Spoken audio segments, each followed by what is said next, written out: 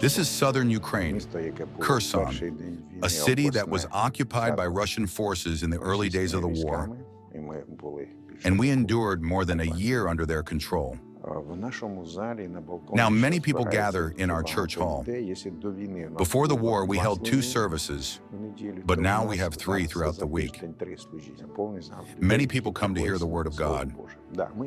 We provide help because life here is very difficult and dangerous.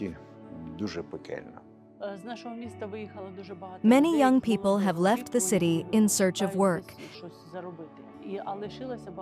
The elderly, especially those who are immobile, remain behind, unable to leave their homes. Sometimes we deliver aid directly to them, or their neighbors come to collect it. This assistance is critical for those who have no one else to care for them.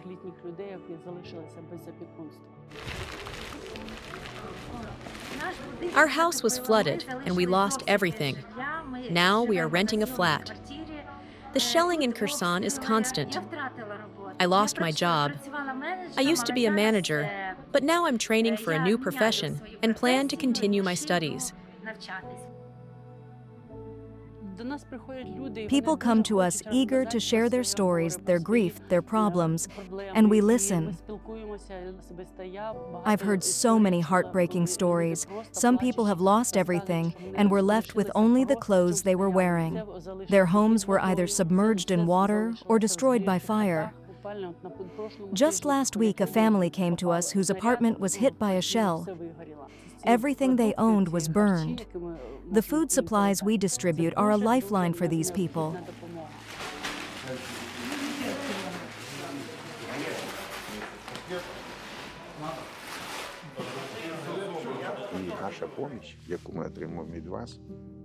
The aid we receive from you is essential. Even members of our church, like the Nikonov family, continue to serve and support others despite the challenges. They have 2 children and live in a small flat. And we are doing our best to support families like theirs. There's hardly any work in Kherson. People have no way to earn a living. We live in a part of the city that suffers from frequent explosions. The blasts are loud and terrifying.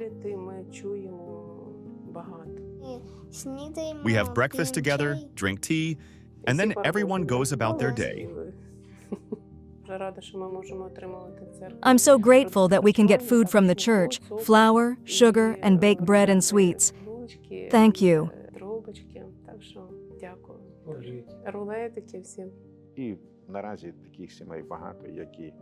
Many families here are in desperate need of help, as no businesses are operating.